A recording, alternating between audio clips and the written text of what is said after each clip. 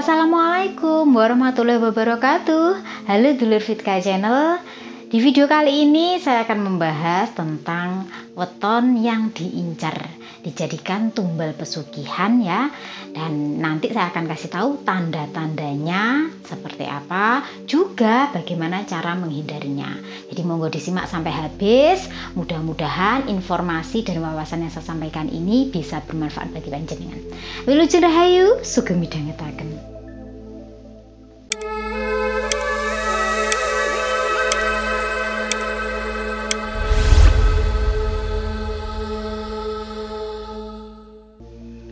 Pesugihan tidak hanya sebuah mitos belaka ya, tapi ini memang nyata adanya. Hingga sampai sekarang pun masih ada saja pelaku pesugihan yang menumbalkan seseorang.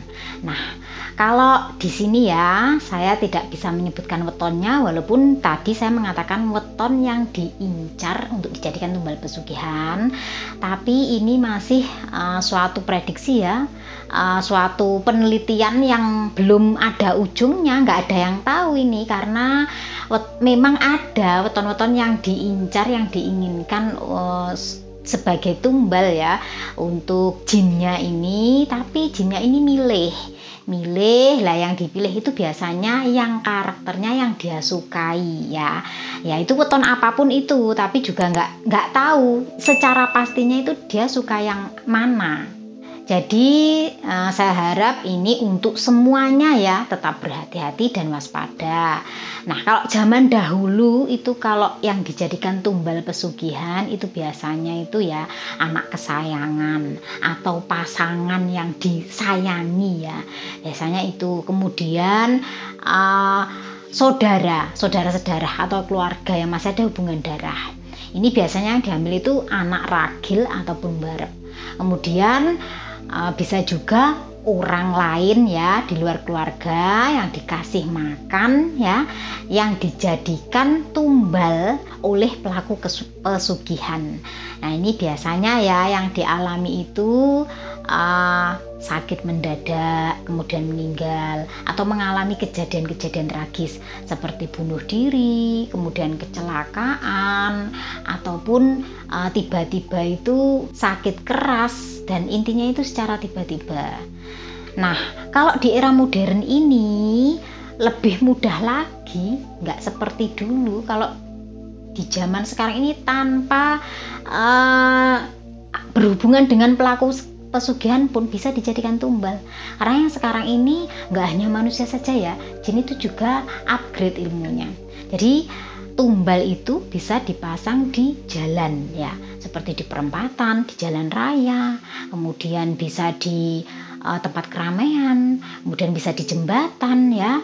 Nah, jinnya itu bisa milih sendiri mana yang akan menjadi calon kurbannya.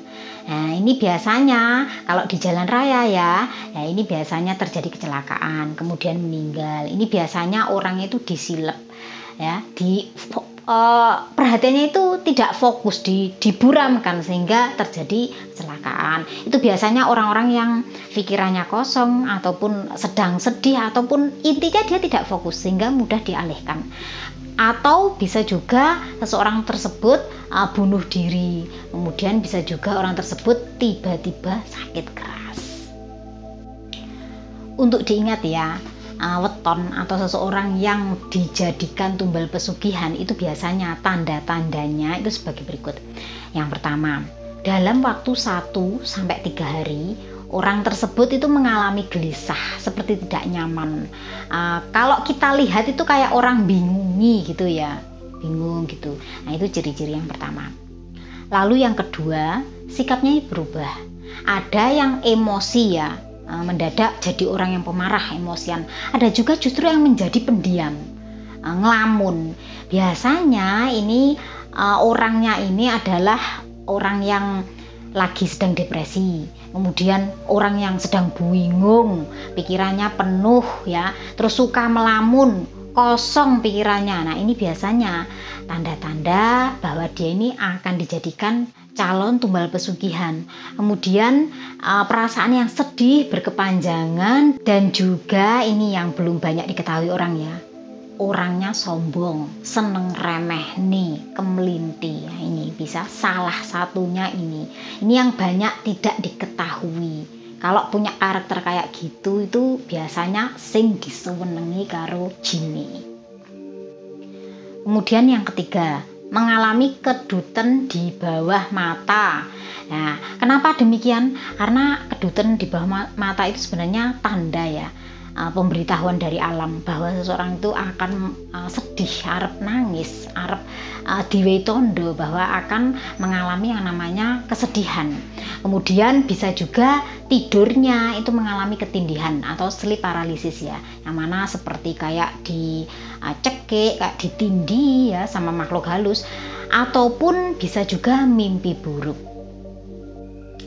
Lalu yang keempat, tanda orang atau ton yang akan jadi korbannya tumbal pesugihan ini biasanya orangnya juga mengalami hal aneh, seperti tiba-tiba ketemu binatang berbisa ya, kayak ular, kalajengking, atau binatang berbisa lainnya ya, atau binatang yang aneh yang mana Anda itu belum tahu ini binatang apa sih sebenarnya, cuma Anda yang tahu.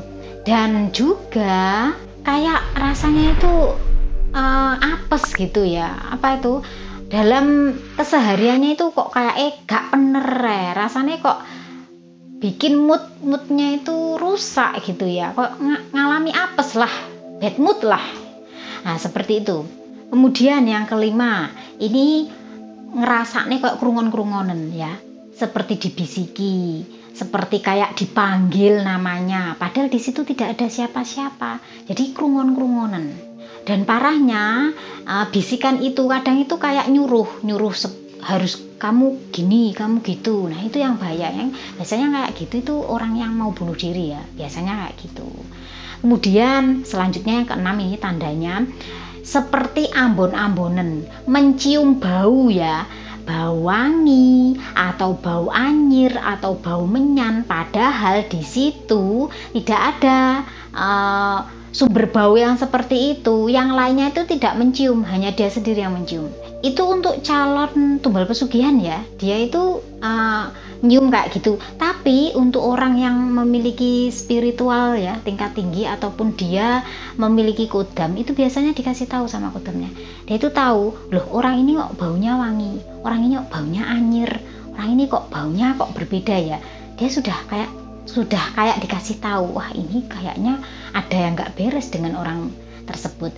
Itu bisa di orang lain ya yang tahu kalau dia itu memiliki spiritual yang tinggi, ataupun dia dikasih tahu kodamnya.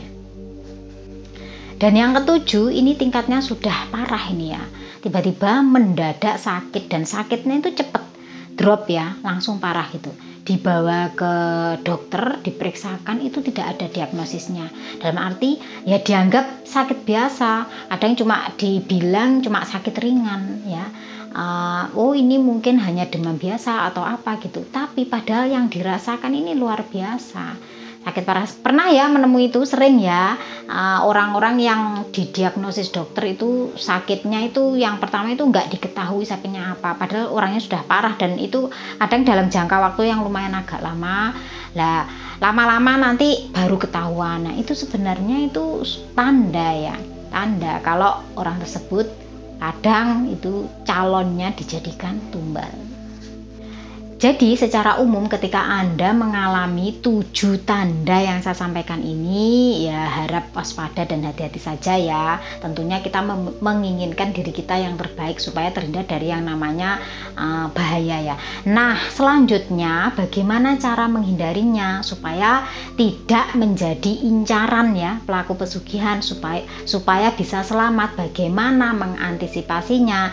Nah ini yang pertama, tentunya pasti mutlaknya kita itu harus mendekatkan diri kepada Tuhan Yang Maha Esa ya. Itu sudah mutlak.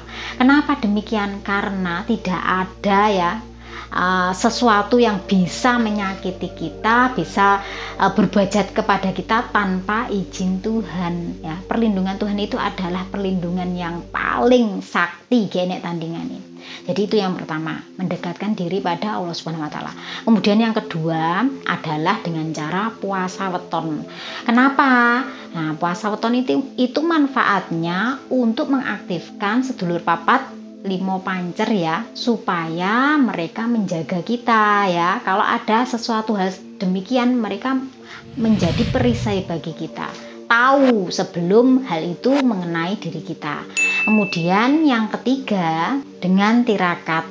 Nah, tirakat ini gak terima melek bengi karung betah luwe tok ya.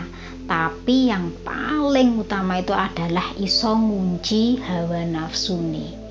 Ini yang paling sulit, ini tahapan yang paling sulit, iso ngempet nafsu nih. Karena celakanya seseorang itu paling mudah lewat jalur nafsu ya, iku iso ngempet kui. Kemudian yang keempat ini bisa dengan selamatan ya, ritual selamatan ya, bancaan lah ya, nggawe sego kulup. Kemudian itu kalau di Jawa itu paling utamanya jenang sengkolo ya.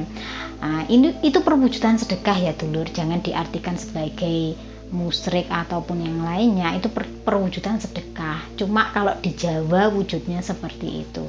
Kemudian yang kelima ini ya, yang kelima adalah jangan makan sembarangan ya. Kalau mau dalam arti kalau mau makan apapun jangan lupa menyertakan nama Tuhan. Seperti kalau kita muslim ya, kita baca bismillah sebelum memasukkan apa-apa ke mulut. Nah, kemudian kalau dikasih makanan seseorang yang mencurigakan, yang tidak kita kenal, apalagi di situ ada telur utuhnya ya, itu juga ya bukan mencurigai ya, tapi kita waspada saja, menjaga diri. Nah, itu ya jangan sembarangan gitu ya, apalagi dikasih makanan bekas sesajen, ada itu soalnya.